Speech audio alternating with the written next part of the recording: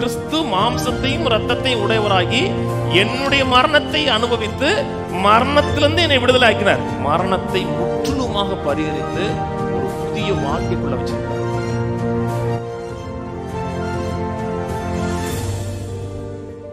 ஆதலால் பிள்ளைகள் மாம்சத்தையும் இரத்தத்தையும் உடையவர்களா இருக்க, அவரும் அவர்களைப் போல மாம்சத்தையும் இரத்தத்தையும் உடையவரானார். எதுக்கு மாம்சத்தையும் இரத்தத்தையும் உடையவரானார்? அவருடைய பிள்ளைகளாக இருக்கிற நாம் மாம்சத்தை இரத்தத்தை உடையவர்களாக இருக்கிறோம். இதுக்கு ஏன் மாம்சமானார் கொஞ்சம் சொல்லிடுறேன். இதுக்கு ஏன் இயேசு பூமிக்கு வந்தார்? தேவன் மரணத்தை படைத்தார். தேவன் தான் மரணத்தை படைக்கிறார். மரணத்தை தேவன் மரணத்தோடு படைக்கிறார். மரணம் யாரையும் கொள்ளாது. மரணம் மரித்த நிலையில் இருக்கிறது. தேவன் மனிதனுக்கு சுயாதீனம் கொடுப்பதற்காக, சித்தம் கொண்டு தெரிந்தெடுக்கக்கூடிய வல்லமை கொடுப்பதற்காக அந்த மரத்தின் கனியை வைக்கிறார். அந்த மரத்தின் கனியோடு ஒரு வாக்குத்தத்தம் கொடுக்கிறார். இந்த மரத்தின் கனியை சாப்பிடுகிற நாளிலே செத்தும் போவன் சொல்றார். தேவன் பொய்யுரையாத தேவன். தேவன் சொன்னது செய்யணும். தேவன் அதை செய்யல் என்றால் 6000 வாக்குத்தத்தங்களை நம்ப முடியாது. ஒன்றில் மிஸ் பண்ணார்னா எதையும் நம்ப முடியாது. அவர் பொய் சொல்லுகிறார் சொல்லலாம். மனிதன் பாவம் செய்கிறான். பாவம் செஞ்சதுனால மரித்த நிலையில் இருந்த பாவம் உயிர் பெறுகிறது. முன்னே மரணத்துக்கு உயிர் கிடையாது. கவனிச்சவாங்க, கவனிங்க.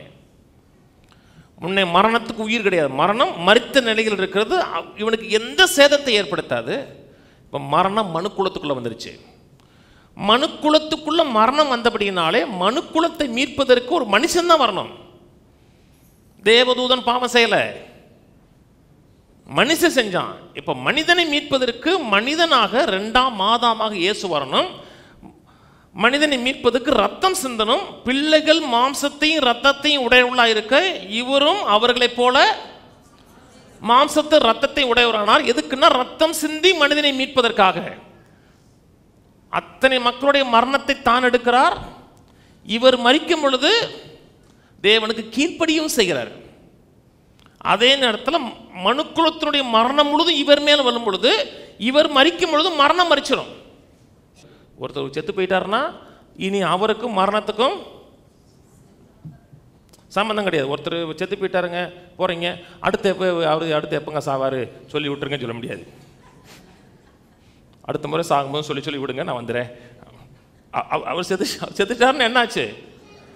அவர் முடிஞ்சிருச்சுன்னா அவருக்கும் மரணத்துக்கும் சம்பந்தம் கிடையாது. கிறிஸ்து மாம்சத்தையும் இரத்தத்தையும் உடையவராகி என்னுடைய மரணத்தை அனுபவித்து மரணத்திலிருந்து என்னை விடுதலை ஆக்கினார். அதனால் பிள்ளைகள் மாம்சத்தையும் இரத்தத்தையும் உடையவர்களாக இருக்க, அவரும் அவர்களைப் போல மாம்சத்தையும் இரத்தத்தையும் உடையவரானார். மரணத்துக்கு அதிகாரியாகி பிசாசானவனை தன் மரணத்தினாலே அழிக்க முடிக்கும். ஜீவகாலமெல்லாம் மரண பயத்தினாலே அடிமைத்தனத்துக்கு உள்ளானவர்கள் யாவரையும் விடுதலை பண்ண முடிக்கும். அப்படியானார். ஏன் அப்படி ஆனார் என்றால், மரணத்தின் அதிகாரியாகிய பிசாசானவனை தன் மரணத்தின் மூலமாக பிசாசு அழிச்சிட்டாரா? அழிக்கும்படி அழிச்சிட்டாரா? எத்தனை பிசாசு டெய்லி பார்க்குறோம்.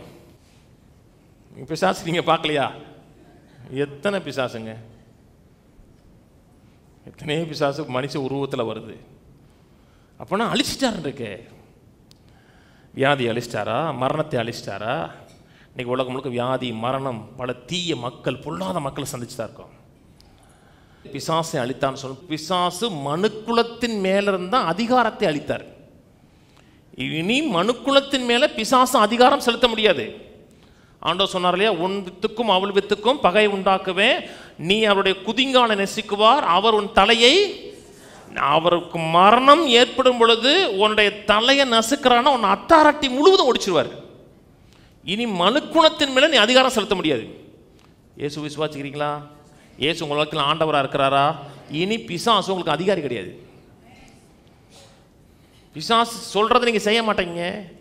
நீங்க அநேக மக்கள் சொல்றாங்க இல்லையா, நான் என்ன நினைக்கிறேனோ அதான் செய்வேன். ஐயோ, அதை நீங்க நினைக்கிறத செய்யலங்க. பிசாசு நினைச்சதை நீங்க செஞ்சுக்கிட்டு இருக்கீங்க. நீங்க நினைக்கிறத செய்யறீங்க. பிசாசு உங்களுக்கு கற்பிச்சு கொடுத்துட்டு இருக்கான். அவனுடைய கையில் நீங்கள் பொம்மை மாதிரி, அந்த ஒரு பொம்மையை ஆட்டுவாங்க தெரியுமா, நூல் விட்டு. உங்களுக்கு நூல் விட்டுட்டான். இப்போ எனக்கு நூல் இல்லை, நூல் அறுத்தார். இப்போ நான் நினைக்கிறத செய்ய முடியும். இப்போ தான் நான் சுயாதீனம் உள்ளவேன். முன்னாடி நினைக்கிறத செய்ய முடியாதுங்க. முன்னாடி நீங்கள் அடிமை, இப்போ நீங்கள் அடிமை இல்லை, இப்போ சுயாதீனன். மரணத்தின் அதிகாரியாய் பிசாசானவனை தன் மரணத்தின் மூலமாக அதிகாரமற்றவனாக வல்லமையற்றவனாக மாற்றிருக்கிறார். அது மட்டும் இல்லைங்க, தீர்க்காயுசா வாழ்ந்து நிறைய நாள் வாழ்ந்து செய்ய வேண்டிய எல்லா காரியத்தையும் செஞ்சு நல்ல போராட்டத்தை போராடினேன், விசுவாசத்தை காத்துக்கொண்டேன், நீதியின் கிரீடனை காத்திருக்குன்னு சொல்லும் பொழுது உங்களுக்கு மரணம் உங்களுக்கு வந்து வேதனையாக இருக்காது. இந்த மண்டலத்திலேருந்து அப்படி அடுத்த மண்டலத்துக்கு போகிற மாதிரி இருக்கும். சங்கீதம் 23 வந்து புதிய ஏற்பாடு சங்கீதம். 22 சிலுவை சங்கீதம். என் தேவனே என் தேவனே அப்படி தான் ஆரம்பிக்குது சிலுவை சங்கீதம். 24 அவரோட ரெண்டாவது வருகை சங்கீதம். யார் இந்த மகிமையின் ராஜா? 23 இப்போ நம்ம வாழ்கிற சங்கீதம். அதில் சொல்கிறாரு, நான் மரண இருளின் பள்ளத்தாக்குக்குள்ளே நடந்தாலும் பொல்லாப்புக்கு பயப்படேன், தேவரீர் உமது கோலும் உடைய தடியும் என்னை தேற்றும். நான் மரண இருளுக்குள்ளே நடந்தாலும் சொல்லலை, மரண இருளின் பள்ளத்தாக்கில். தமிழில் அவ்வளோ அழகா இல்லை, ஷேடோஸ் ஆஃப் டெத்துன்னு இருக்கு. மரண இருளின் நிழல் இல்லை, மரணத்துக்குள்ளே நடக்கலை, அந்த நிழல் தான் எனக்கு இருக்கு. நிழல் காயப்படுத்தாதுங்க அவங்கள. பெரிய ட்ரக்கு போகுது, அந்த ட்ரக்கோட நிழல் உங்கள் மேலே விழுந்துருச்சு, ஐயோ நசிங்கிட்டோமீங்களா,